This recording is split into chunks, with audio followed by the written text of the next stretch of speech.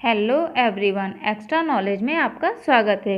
यहाँ पर आपको UP TET, C TET, super TET, UGC NET, JRF और अन्य सभी प्रतियोगी परीक्षाओं से संबंधित प्रैक्टिस सेट मिलेंगे। तो आज हम आपके लिए लाए हैं यूजीसी नेट समाजशास्त्र प्रैक्टिस सेट नंबर 17 और इसमें आज जो प्रैक्टिस सेट मिलेगा ये हमारे एक स्टूडेंट ने कमेंट बॉक्स में हमसे रिक्वेस्ट की थी कि आप मॉडर्न थिंकर्स पे प्रैक्टिस सेट लाएँ। तो आज का जो आपका प्रैक्टिस सेट है वो मॉडर्न थिंकर पे है और अगर आपको भी किसी टॉपिक से संबंधित प्रैक्टिस सेट चाहिए तो आप हमें कमेंट बॉक्स में कमेंट कर सकते हैं और हम पूरी कोशिश करेंगे कि उस टॉपिक से रिलेटेड आपका प्रैक्टिस सेट लाने की। तो आइए शुरू करते हैं। निम्नलिखित में से कौन सुमेलित नहीं है? Option A, the power of identity Edward Said. Option B, the dynamic of power Pierre Bourdieu. Option C, the transformation of intimacy Giddens. Option D, the history of sexuality Michael Foucault. तो यहाँ पे आपका answer होगा option A, the power of identity. ये Edward Said की पुस्तक ना होके मैनुअल कैसल्स की पुस्तक है। आइए जानते हैं एडवर्ड शेड और मैनुअल कैसल की पुस्तक के बारे में। जैसे कि एडवर्ड शेड की पुस्तक Joseph Conrad and the fiction of autobiography, beginnings Orientalism, the question of Palestine, the word, the text and the critics, culture and imperialism and the out of the place. ये out of place जो इनकी पुस्तक है इसमें Edward Said की जीवनी के बारे में दिया गया है। वहीं मैनुअल कैसल की पुस्तक की बात की जाए तो आपकी city, class and power, the economic crisis and American societies, the rise of the network societies, the power of identity and the new global economy in the information age. महत्वपूर्ण पुस्तक है, इन्हें याद कर लीजिए क्योंकि इसमें से एक दो क्वेश्चन जरूर आ जाएगा। आइए बढ़ते अपने क्वेश्चन नंबर 2 की तरफ। सांस्कृतिक पूंजी की अवधारणा दी है। Option A, Habermas. Option B, Giddens. Option C, Castells या ऑप्शन डी, पियरे बोर्दियू। तो यहाँ पे आपका आंसर होगा ऑप्शन डी, पियरे बोर्दियू ने सांस्कृतिक पूंजी की अवधारणा दी है। आइए इसकी व्याख्या देखते हैं। जैसे कि बोर्दियू ने सामाजिक जीवन पूरी तरह से पूंजी द्वारा निर्धारित किया जाता है। बोर्दियू कहते हैं कि हमारा जो सामाजिक जीवन होता है वो पूरी तरह से पूंजी द्वारा निर्धारित किया जाता है। एक व्यक्ति के पास जितनी अधिक पूंजी होती है वह उतना ही अधिक शक्ति होता है, वह उतना ही अधिक दूसरों पर शासन कर सकता है। तो इन्होंने जो पूंजी की अवधारणा दी उसमें इन्होंने 3 तरह की पूंजियों के बारे में, एक आर्थिक पूंजी, दूसरा सामाजिक पूंजी और तीसरा आपकी सांस्कृतिक पूंजी के बारे में चर्चा की है। आइए बढ़ते हैं अपने क्वेश्चन नंबर 3 की तरफ। डोक्सा क्या है? ऑप्शन ए, समाज में प्रचलित सामान्य विश्वास। ऑप्शन बी, एक धार्मिक ग्रंथ। ऑप्शन सी, एक जनजातियों में प्रचलित टोटम या ऑप्शन डी, एक धर्म।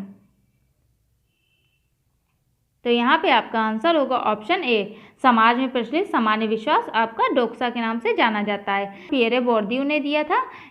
आइए इसकी व्याख्या देखते हैं। जैसे कि डोक्सा जो कि पहले ही बता चुके हैं, डोक्सा शब्द का प्रयोग पियरे बोर्दियू ने किया। डोक्सा एक यूनानी शब्द है जिसका अर्थ है समाज में प्रचलित सामान्य विश्वास। ये वे विश्वास होते हैं जिन्हें समाज में उच्च दृष्टि से देखा जाता है और समाज के अधिकांश लोग उस विश्वास के आधार पर बना विचारधारा को व्यवहार में लाते हैं और उसे ही हम व्यवहार कहते हैं। पियरे बोर्दियू ने कहा है कि डोक्सा स्वयं वे शब्द होते हैं जिसके द्वारा प्राकृतिक व सामाजिक शब्द स्वयं प्रमाण हो जाते हैं। और ये बढ़ते हैं अपने क्वेश्चन नंबर 4। हैबरमास द्वारा ज्ञान की व्यवस्थाओं का विश्लेषण किया गया, उसमें विभिन्न ज्ञान के प्रकारों से संबंधित कथनों पर विचार कीजिए। 1. ज्ञान के विश्लेषण का उद्देश्य यह था कि विज्ञान ज्ञान का एक प्रकार है। 2. हैबरमास द्वारा ज्ञान के 3 प्रकार बताए गए। 3. अनुभविक ज्ञान का उद्देश्य मौलिक संसार में विभिन्न तत्वों की जानकारी प्राप्त करना है। 4. ऐतिहासिक ज्ञान से तात्पर्य ऐतिहासिक ग्रंथों की विवेचना है द्वारा समाज को समझना है। वहीं 5. विवेचनात्मक ज्ञान समाज पर होने वाले दबाव और प्रभुत्व को स्पष्ट करता है।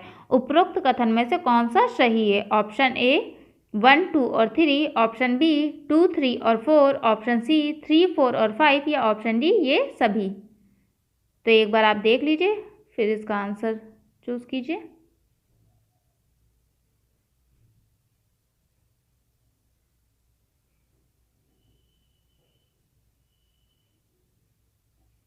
तो यहाँ पे आपका आंसर होगा ऑप्शन डी, ये सभी जो भी आपके ये कथन दिए गए ये सारे सही हैं। तो आइए जानते हैं हैबरमास की ज्ञान व्यवस्थाओं के विश्लेषण के बारे में। जैसे कि हैबरमास का ज्ञान की व्यवस्थाओं का विश्लेषण अपनी पुस्तक में किया है। इन्होंने ज्ञान की व्यवस्थाओं का उद्देश्य यह था कि विज्ञान जो होता है वो ज्ञान का एक प्रकार होता है, जिसके आधार पर हैबरमास ने ज्ञान के 3 प्रकार बताए। एक उन्होंने बताया आपका अनुभवी या विश्लेषणात्मक ज्ञान, जो इस ज्ञान में है का उद्देश्य होता है वो मौलिक संसार के विभिन्न तत्वों की जानकारी प्राप्त करना होता है। वहीं जो ये इन्होंने दूसरा ऐतिहासिक ज्ञान दिया है, इसमें इन्होंने इस ज्ञान का संबंध ऐतिहासिक ग्रंथों की विवेचना के द्वारा समाज को समझना होता है। मतलब जो भी हमारे पुराने ऐतिहासिक ग्रंथ हैं उन्हें उनका विश्लेषण करना, उसके आधार पर हम समाज को समझना। वहीं जो इन्होंने तीसरा दिया है विवेचनात्मक ज्ञान, यह ज्ञान जो होता है वो मनुष्य में होने वाले दबावों और प्रभुत्व को स्पष्ट करता है। आइए बढ़ते हैं अपने क्वेश्चन नंबर 5 की तरफ। एंथनी गिडेंस के संरचनाकरण सिद्धांत पर विचार कीजिए। 1. उनका विचार है कि सामाजिक क्रियाएं समय एवं स्थान में नहीं घटती हैं। 2. गिडेंस ने अपने संरचनाकरण सिद्धांत को प्रकार्यवादी घोषणा पत्र कहा है। 3. उनका मानना है कि सामाजिक व्यवस्था का उद्देश्य कारण या आवश्यकता नहीं होती है। 4. सभी सामाजिक कार्यकर्ताओं को जिस सामाजिक व्यवस्था का ये निर्माण करते हैं या पुनरुद्धार करते हैं उसका ज्ञान होता है। उपरोक्त में से कौन सा कथन सही है? ऑप्शन ए 1 और 3, ऑप्शन बी 1 और 2, ऑप्शन सी 3 और 4 या ऑप्शन डी ये सभी। तो एक बार आप देख लीजिए।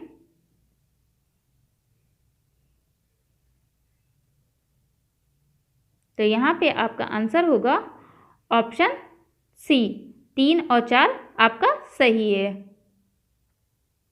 ठीक है, तो जो ये गिडेंस का संरचनाकरण का सिद्धांत है, इसमें इन्होंने जो ये सामाजिक क्रियाएं समय और स्थान में नहीं घटित होती, ये गलत है, क्योंकि इन्होंने बताया है कि सामाजिक क्रियाएं एक समय और एक स्थान पर घटित होती हैं। और जो इनका संरचनाकरण का सिद्धांत है वो प्रकार्यवादी घोषणा पत्र नहीं, अप्रकार्यवादी घोषणा पत्र कहा गया है।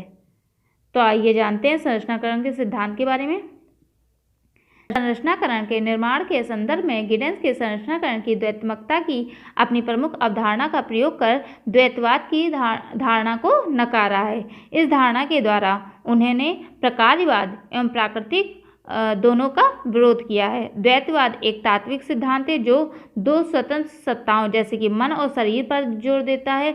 ये स्वतंत्र संस्थाएं ना तो एक दूसरे में तिरोहित हो सकती हैं और ना ही इनमें किसी प्रकार का परिवर्तन होना संभव होता है, ये द्वैतवाद के अनुसार। परंतु संरचना की द्वैतात्मकता या ड्यूलिटी जो होती है वो द्वैतवाद के स्थान पर ड्यूलिटी की बात करता है। या व्यक्ति या समाज नहीं अपितु व्यक्ति और समाज का संरचनाकरण का सिद्धांत है।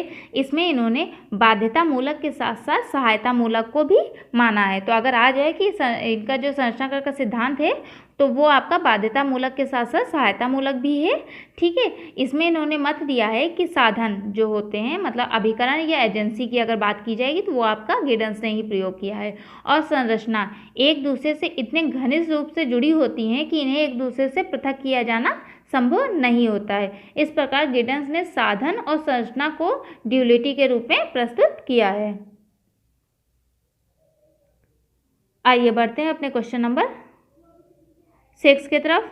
यह किसका तर्क है कि ज्ञान उदय एवं पुनः जागरण अपने उद्विकास की अवस्था में सही है? Option A Michel Foucault, option B Giddens, option C Bourdieu या ऑप्शन डी हैबरमास। तो यहाँ पे आपका आंसर होगा ऑप्शन ए मिशेल फूको ने ज्ञान और पुनर्जागरण का उद्विकास की अवस्था की बात की है। आइए जानते हैं मिशेल फूको के ज्ञान उदय और पुनर्जागरण के बारे में।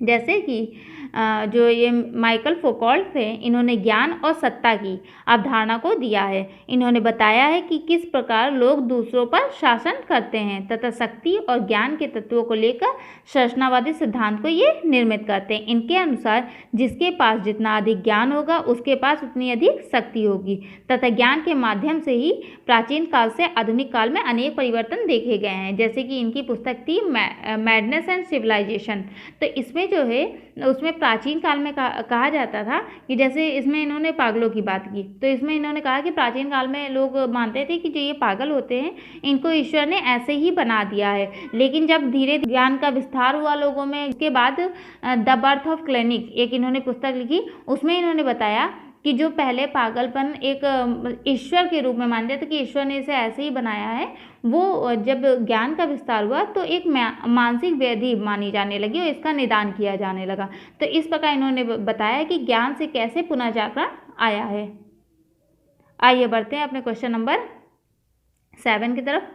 मैनुअल कैसल्स समाजशास्त्री थे। ऑप्शन ए फ्रांसीसी, option B Spanish, option C अमेरिकी या ऑप्शन डी पुर्तगाली।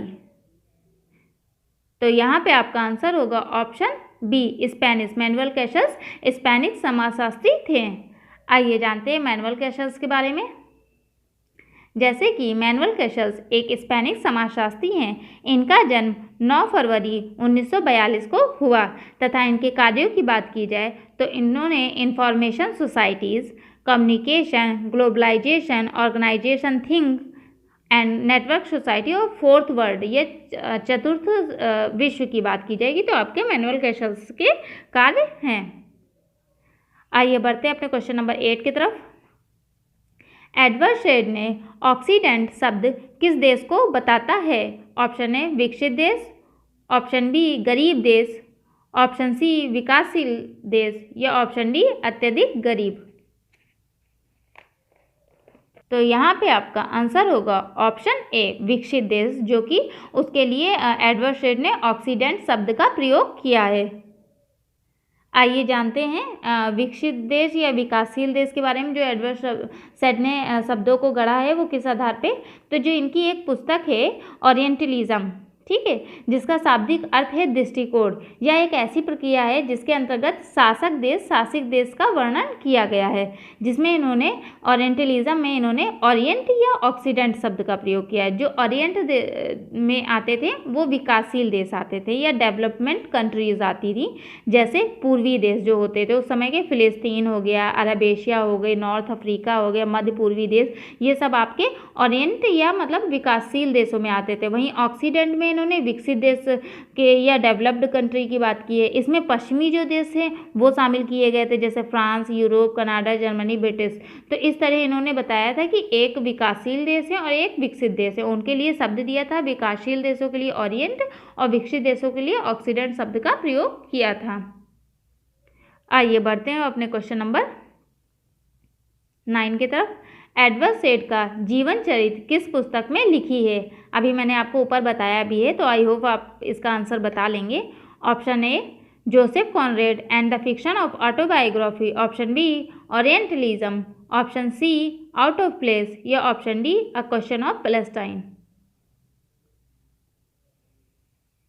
तो यहाँ पे आपका आंसर होगा option C out of place में एडवर्ड सेड के जीवन चरित्र की बात की गई है। वहीं ये जो आपका Joseph Conrad and the fiction of autobiography है, इसमें आपके जोसेफ कॉनरेड के जीवन से संबंधित घटनाओं के बारे में दिया गया है। वही ओरिएंटलिज्म जो कि आपका क्वेश्चन नंबर 8 में हम बता ही चुके हैं, इसमें विकसित और विकासशील देशों के लिए शब्दों को बताया गया है।